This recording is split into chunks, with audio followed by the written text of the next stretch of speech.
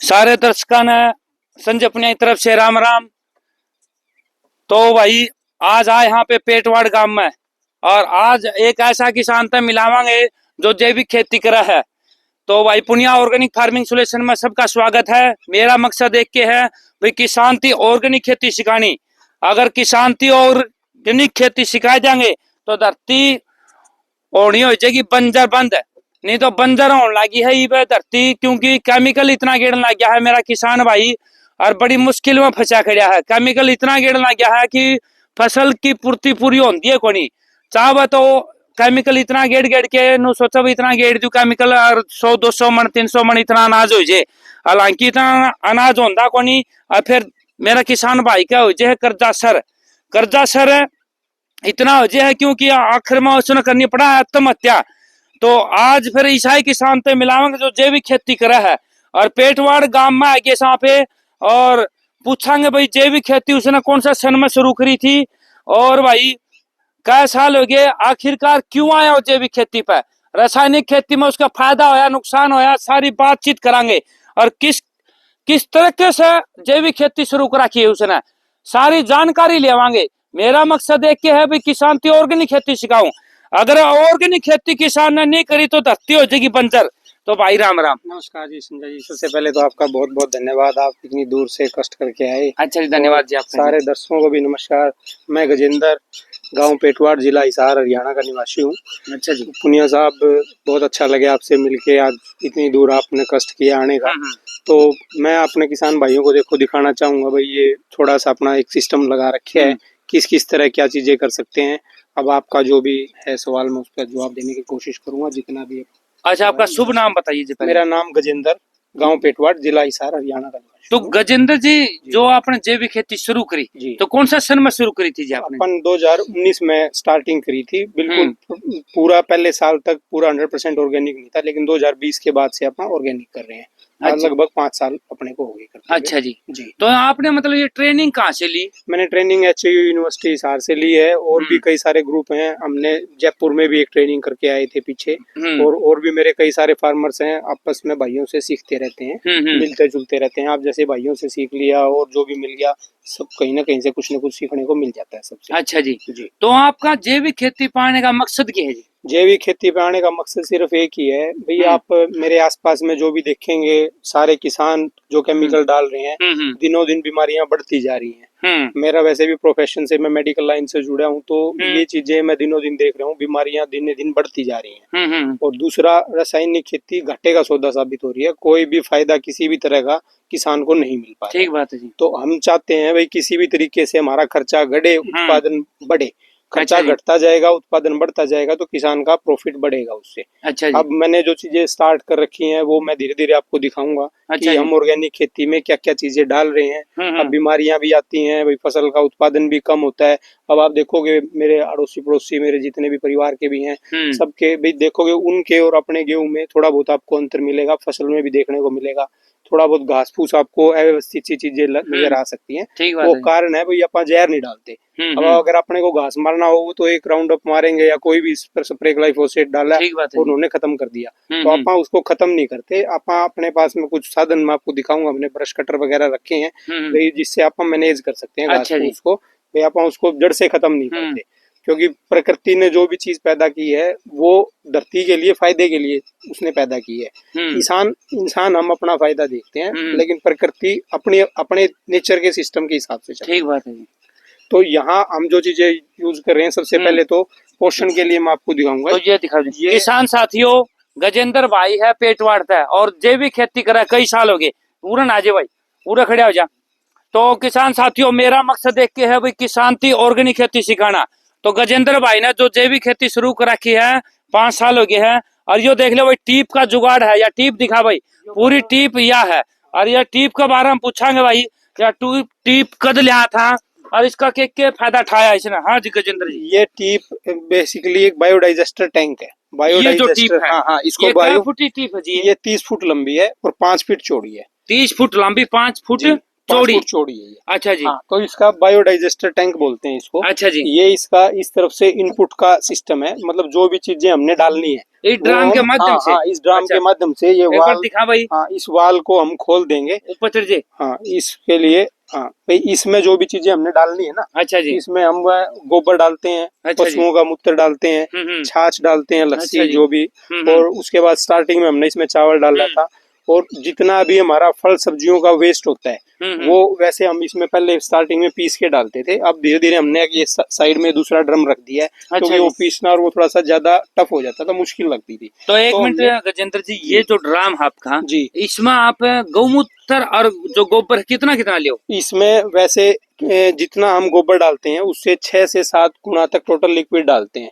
जितना मान लो हमने अगर 10 किलो इसमें गोबर डाला है तो उसके साथ में 70 से 80 लीटर लिक्विड चीजें, जिसमें हमारा गोमूत्र चला गया, छाछ चलेगी, पानी चला गया और गुड़ इसके साथ में हम डाल देंगे। अच्छा जी। हाँ, वो टोटल मिला के ये 100 लीटर का ड्रम है, तो इसमें हम 8 से 10 किलो गोबर डालते हैं। और 10 किलो गोबर के साथ में लस्सी डाल दी, मूत्र वगैरह ये सारी चीजें इसके अंदर डाल दी। अच्छा जी। और इसमें जो स्टार्टिंग का प्रोसेस है वो 45 से 60 दिन का होता है। अच्छा जी। 60 दिन स्टार्टिंग में लगेंगे स्टार्ट होने में। जब हमने स्टार्टिंग में इसको शुरू किया तो 60 दिन तक हमने इसको सिर्फ भरने पे स्टार्टिंग में 4 से 5 बार में इसकी फिलिंग कर दी। और ये 60 दिन तक हमने एज इट इज छोड़ दिया। यो कै दिन में भरया जी आपने जी? यो 5 बार में भरे हमने, लगभग 5 से 6 बार में, मतलब एक बार में भी भर सकते हैं। अच्छा, लेकिन ज्यादा अच्छा है कि आप इसको 4-5 बार थोड़ा थोड़ा समय दें डेली। हाँ भाई, डेली भी डाल सकते हैं, 5 दिन के बाद भी डाल सकते हैं। अच्छा आपके पास जैसे अपनी उपलब्धता है। मैं तो संडे टू संडे आता था तो हफ्ते हफ्ते में मैं इसमें डाल पाता था। अच्छा जी। भाई हफ्ते में हमने इसमें इसको भर दिया, धीरे धीरे 5 से 7 बार में ये भरा गया अपना। तो उसके बाद 60 दिन तक हमने इसमें से कुछ नहीं निकाला। और इसमें गैस भी बनती है, जो आप बीच में देखो देख पा रहे हैं ना, वही उसमें बुलबुले निकल रहे हैं। तो ये में जो हमारी गैस निकलती है, मिथेन गैस होती है, गोबर के अंदर से, इसके अंदर से मिथेन निकलती है। तो वो मिथेन आप बीच में देख रहे होगे। तो अभी भी अगर मैं इसमें जैसे ही मान लो अब कुछ डालना स्टार्ट करूंगा तो ये मिथेन इसमें बननी स्टार्ट हो जाएगी। अभी भी आप ये देख रहे होगे तो ये देखो दिखा भाई। हाँ, ये जो मिथेन गैस बना है, बुलबुले उठा है। अगर आप इस पे थोड़ा सा प्रेशर बढ़ाओगे तो वो बढ़ जाएगी। अच्छा जी। जैसे ही मान लो लिक्विड है उधर से डालोगे तो उसका भी प्रेशर बढ़ेगा। अच्छा तो ये वापसी दोबारा से प्रेशर से गैस निकलनी स्टार्ट हो जाएगी। अगर इसको चाहें तो हम इसको यूज भी कर सकते हैं चूल्हे के लिए।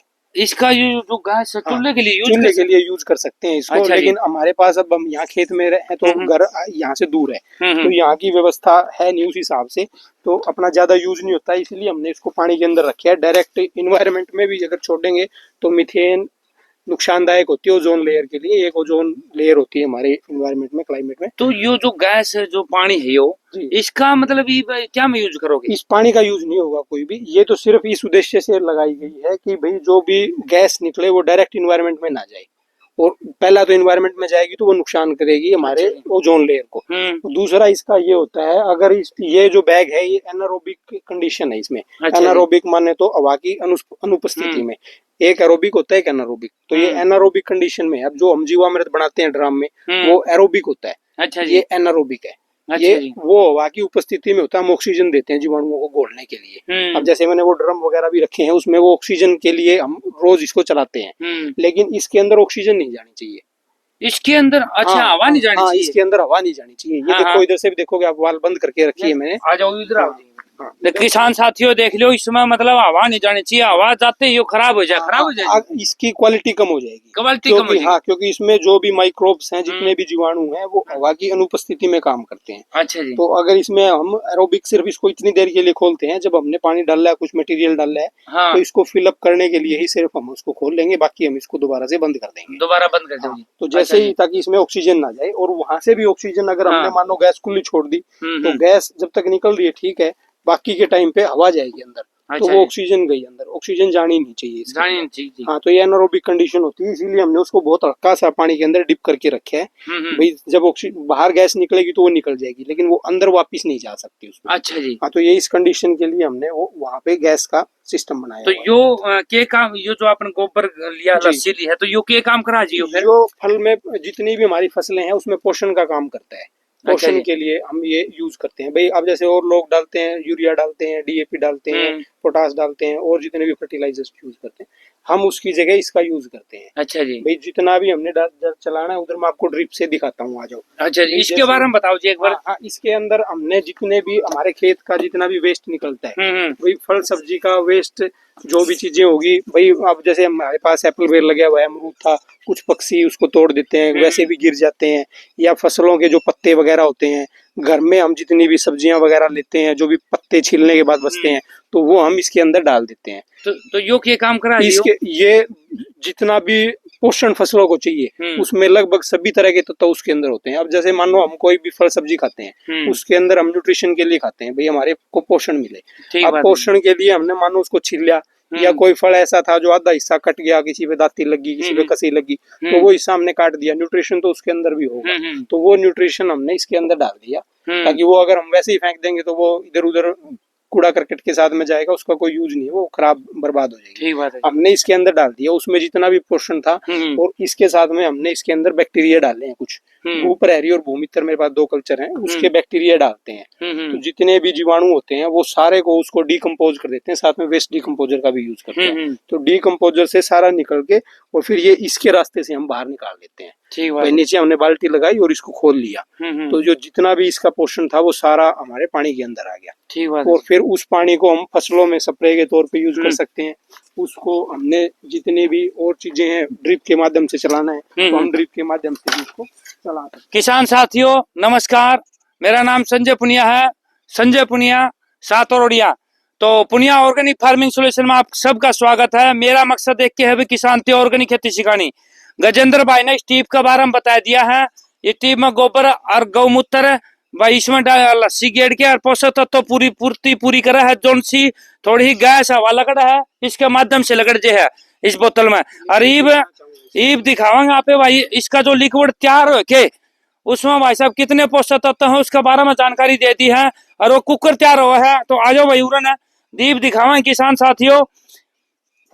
हाँ जी गजेंद्र जी। तो अब देखो, जैसे हमने अगर मान लो जितना भी जो मैंने बताया आपको मटेरियल उसके अंदर डाल दिया, अब हमने इसको निकालना हो, जैसे फसलों में यूज करना है, तो इसके लिए हमने इसकी यहाँ वाल लगी हुई है। अच्छा जी। इस वाल को खोल लेंगे यहाँ से। अच्छा जी। इस वाल को खोल लेंगे और ये यहाँ पे ये कलेक्शन हो जाएगा इसका। हाँ जी, लकड़ी। अब इसके अंदर आप देखोगे हमने डाला था गोबर, गौमूत्र, छाछ, और इसके अंदर अब देखो आप कुछ भी चीजें नहीं निकली, ये सिर्फ लिक्विड आया ये। अच्छा जी। जो भी जितने भी माइक्रोब्स थे उसने पूरे के पूरे कल्चर को खा के खत्म कर दिया। अच्छा, तो यहाँ से लीक होगा। तो उसके लिए अब ये देखो इसके अंदर किसी भी तरह का कोई मटेरियल नहीं है भाई, ये आप देखोगे लिक्विड। हाँ, ये सिर्फ लिक्विड मिला।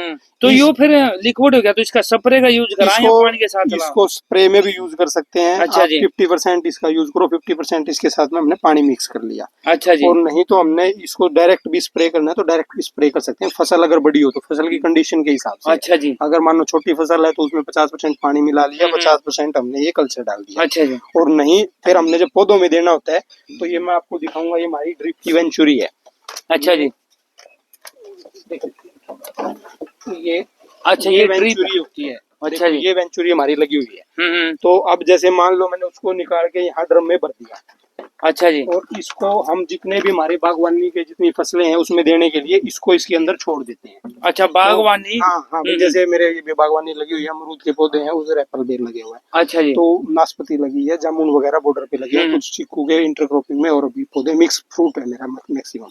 तो इसको मैं खोल के यहाँ से ड्रिप का वेंचुरी का सिस्टम होता है, वहां से पानी हमने ये डिग्गी बनाई हुई है, पौंड से पानी उठाते हैं, मोटर चलती है, ये पानी यहाँ से आएगा। तो इसका ये वेंचुरी का सिस्टम होता है, आप इसको कितना देना चाहते हैं, कितने टाइम में कितना, उसके अनुसार ये चला जाता है। इसको कम ज्यादा कर सकते हैं? हाँ, कम ज्यादा। अब मान लो मेरे को पौधों में पानी चलाना है कुछ घंटे के लिए। अच्छा जी। तो उतने घंटे में कितना हमारा ये जाएगा साथ में कल्चर। अच्छा जी। ये उसके आधार पे है, मैं इसको मैं दबाऊंगा, जितना मुझे कम करना है मैं कम कर सकता हूँ, मेरे को बढ़ाना है मैं बढ़ा सकता हूँ भाई, सिर्फ यही चलाना तो ये चला सकता हूँ। इसमें ये इस तरीके की व्यवस्था रहती है। तो जितना भी हमारा ये कल्चर है, पानी जाएगा, पानी के साथ में ही चल के ये चला जाएगा। इसके अलावा भी मेरे को और कोई कल्चर देना हो, जैसे वेस्ट डिकम्पोजर है, ये भूप्रहरी और भूमित्र के कल्चर में। ये क्या है जी, इसके बारे में बताओ जी। इसके अंदर ये इसी का कल्चर है, जो भी, हाँ हाँ, जो इसका कल्चर था इसके अंदर हमने डाल दिया, और कुछ इसके साथ में थोड़ी सी छाछ वगैरह जो बच जाती है कई बारी, तो वो बचा हुआ जो मटेरियल, अब जैसे ये नीचे है ना, इसको निकाल के हम इसमें डाल देते हैं। कुछ टाइम के बाद जो इसका थोड़ा बहुत जमा, जो बचा हुआ हिस्सा होता है, वो थोड़ा सा जो सॉलिड पार्टिकल्स है वो नीचे बैठ गए, बाकी का हम ऊपर वाले को दोबारा से यूज कर लेंगे। ये इसके लिए हमने डाला हुआ है। ये भूप्रहरी और भूमित्र के कल्चर हैं। ये भूप्रहरी में और भूमित्र में मैं आपको थोड़ा सा बताना चाहूंगा। भूमित्र में हमारे कल्चर में जो जीवाणु होते हैं ना, नाइट्रोजन फिक्सिंग बैक्टीरिया होते हैं, फास्फोरस फिक्सिंग बैक्टीरिया होते हैं, potash solubilising bacteria, zinc solubilising, sulphur solubilising, इस तरीके के बैक्टीरिया होते हैं। अच्छा जी। अब नाइट्रोजन के हमारे पास बेसिकली 3 टाइप के रहते हैं, सॉरी, जीवाणु जो होते हैं, एजिटोबैक्टर, एसिटोबैक्टर, राइजोबियम, एजोरोस्पिलियम, ये 4 तरह के जीवाणु रहते हैं जो हमें नाइट्रोजन फिक्सिंग करते हैं। अलग अलग फसल में अलग अलग जीवाणुओं का रोल होता है। अच्छा, तो हमने ये सारे जीवाणु एक ड्रम के अंदर इकट्ठे कर दिए हैं। ये कंसोर्शिया बनता है उसका। तो ये कंसोर्शिया हमने ले लिया। अब ये हमने एक बार तैयार कर लिया, इसमें से हम 1 लीटर कल्चर निकालेंगे और दूसरे ड्रम के अंदर डालेंगे, वो सिस्टर कल्चर कहलाएगा। ये मदर कल्चर है मेरा। ये मैंने एक बार बना दिया। अब तो बनाया कैसे जी आपने? ये कल्चर मिलता है। ये हाँ, ये कल्चर मिलता है। कहाँ से लिया? ये मैंने राहुल चौहान जी से लिया था, यूपी से है, बिजनौर से, वो मेरे मित्र हैं, तो उनसे मैंने ये कल्चर लिया था। ये कल्चर आपने सिर्फ एक बार मंगवाना है, उसके बाद आप इसको अच्छे से मैनेज कर सकते हैं, तो 2 साल तक भी इसको रख सकते हैं, कोई दिक्कत नहीं है। बीच में सिर्फ जीवाणुओं को भोजन देना होता है। हर 3 महीने के बाद हम इसमें उबाल करके गुड़ डालते हैं, ताकि जीवाणुओं को भोजन मिलता रहे और वो एक्टिवेट रहे। अच्छा, वैसे गुड़ की डली गेट दिया तो वैसे गुड़ से, कच्चे गुड़ से ये समस्या होती है, गुड़ मीठा चीज है, उसमें कोई ना कोई फंगस आ जाती है। अगर आपने बगैर उबाले उस चीज को यूज किया मदर कल्चर में, तो उसमें दिक्कत क्या होती है, जो गुड़ के साथ फंगस आया वो भी मल्टीप्लाई कर जाएगा इसमें। तो हमें उसकी शुद्धता नहीं रहेगी जीवाणुओं की। अच्छा, तो हमने जीवाणुओं की शुद्धता रखने के लिए ये चीज इसमें मदर कल्चर में इस चीज का ध्यान रखना पड़ता है। सिस्टर कल्चर के अंदर मैं डायरेक्ट सीधा एक बार मदर कल्चर दिखावा किसान साथियों। भाई जरूरी है क्या मदर कल्चर? अच्छा, मदर कल्चर यो काम क्या कर रहा है? ये जीवाणु है सारे, जो भी जीवाणु होते हैं ना, ये देखोगे आप इसके ऊपर, दिखाओ, ये इस तरह का ये कल्चर है। अच्छा जी। जीवाणु ये हम इसको तभी यूज करते हैं जब मान लो जरूरत है। अब एक बार मैंने इसमें डाल दिया, इसको वापसी दोबारा से कवर करके रखते हैं अच्छे से। अच्छा जी। इसमें बाहर से किसी भी तरह के मक्खी मच्छर वगैरह ना गिर जाए। तो फसलों पर आपका मतलब कितना असर रहेगा? इसमें फसलों का असर ये होता है, ये बेसिकली जमीन में देने के लिए है। ये जो भी हम ड्रिप से चलाते हैं ना, तो मेरे को अब मान लो नाइट्रोजन की जरूरत होती है, किसान सबसे ज्यादा यूरिया का इस्तेमाल करते हैं। हमारे इन्वायरमेंट में 78% नाइट्रोजन है, तो हमें नाइट्रोजन की अलग से ऊपर से डालने की जरूरत नहीं होती। लेकिन जीवाणु तभी काम करेंगे जब आपकी जमीन में फसल अवशेष अच्छा होगा, ऑर्गेनिक मैटर अच्छा होगा। अच्छा जी। सारा खेल जमीन में कार्बन का है। आज आप किसानों से बात करोगे तो बात करेंगे भाई जमीनें बंजर होती जा रही है। जमीनें बंजर होने का कारण है ऑर्गेनिक मैटर खत्म हो गया, कार्बन खत्म हो गया। उसके पीछे का कारण है सबसे बड़ी बात, तो कुछ किसान भाई आग लगाते हैं, फिर हर्बिसाइड का यूज करते हैं। अब छोटा सा फसल शुरुआत हुई तब से वो केमिकल डालना स्टार्ट कर दिया। अब कोई भी घास हो गया, वो खरपतवार से उसने खरपतवार नाशी मार के उसको खत्म कर दिया। ठीक बात है। जो हम अब प्रकृति ने सिस्टम बना रखे है भाई, जो हम फसल पैदा करते हैं,